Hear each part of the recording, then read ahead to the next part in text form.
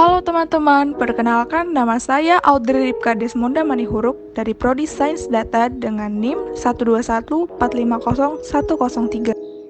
Halo teman-teman, perkenalkan nama saya Syifa Fatonah dari Prodi Sains Data dengan NIM 121450113. Halo teman-teman, perkenalkan saya Anissa Syahni Surya dari Prodi Sains Data dengan NIM 121450114.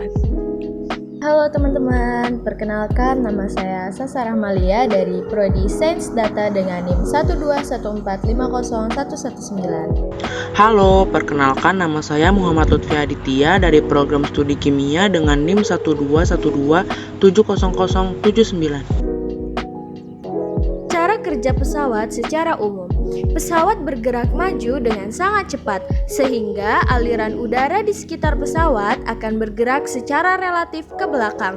Begitu pula dengan udara di sekitar sayap pesawat, terjadi aliran udara yang sangat cepat melewati bagian atas dan bagian bawah sayap pesawat. Udara yang mengalir melalui bagian atas sayap menempuh jarak yang lebih panjang daripada udara yang mengalir melalui bagian bawah pesawat. Namun, kedua aliran udara akan bertemu kembali di bagian belakang sayap pesawat secara bersamaan, sehingga udara yang mengalir melalui bagian atas sayap pesawat akan memiliki kecepatan yang lebih tinggi daripada udara yang mengalir melalui bagian bawah sayap pesawat, dan tekanan pada bagian atas akan lebih kecil dibandingkan dengan yang bagian bawah.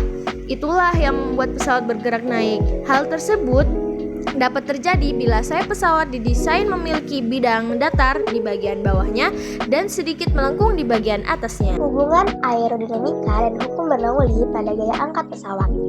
Pesawat terbang dirancang sedemikian rupa sehingga memungkinkan hambatan udaranya sekecil mungkin. Pesawat pada saat terbang akan menghadapi beberapa hambatan, di antaranya hambatan udara, hambatan karena berat badan pesawat itu sendiri, dan hambatan pada saat menabrak awan.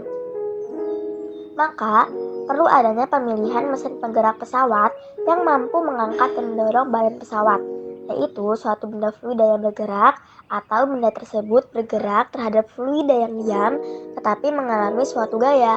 Gaya yang bergerak pada mesin tersebut dikenal sebagai aerodinamika. Aerodinamika pesawat terbang pada prinsipnya terjadi pada saat pesawat mengudara.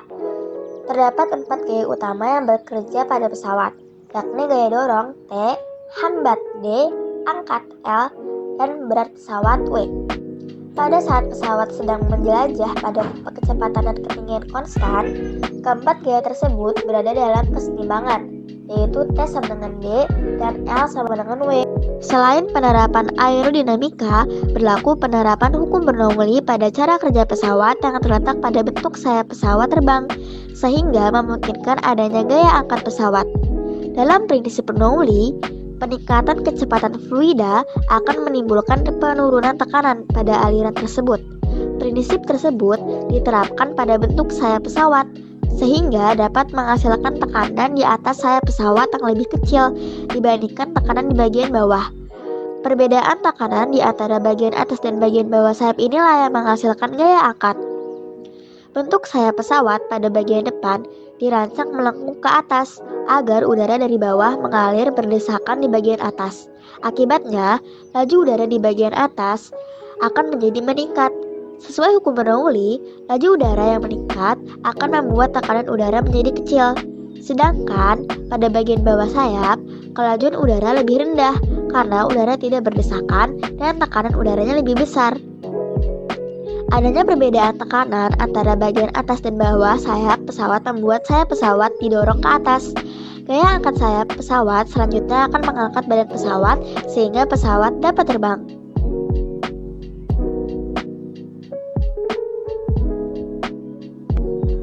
Kesamaan gaya angkat pesawat dengan percobaan adalah sama-sama menerapkan prinsip Bernoulli.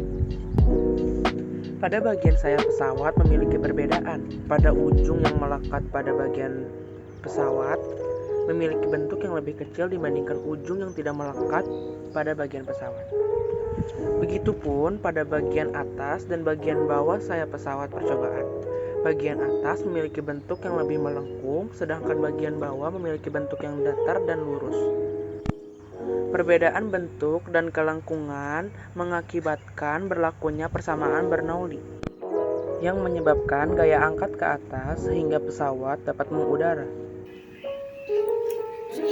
Dilatar belakangi oleh kesuksesan Wright bersaudara menerbangkan pesawat sejauh 6,04 km pada tahun 1903, pesawat banyak mengalami perkembangan hingga menjadi seperti sekarang.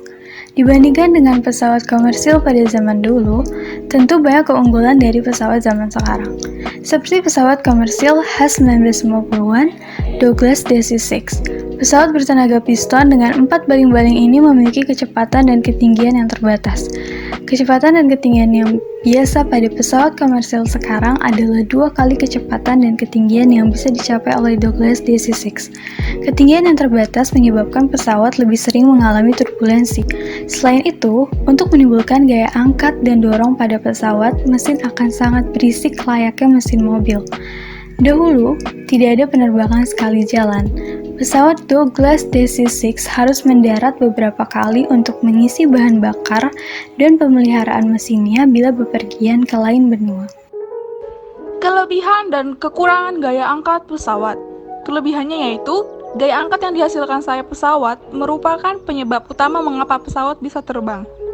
Dan kekurangannya, pada dasarnya gaya berat mempunyai hubungan yang tetap dengan gaya angkat. Keduanya memiliki hubungan yang sederhana, tetapi penting dalam aerodinamika penerbangan. Jika gaya angkat tidak cukup menghasilkan yang lebih besar dibandingkan dengan gaya berat, maka pesawat akan kehilangan ketinggian. Hal ini yang mengakibatkan pesawat akan jatuh.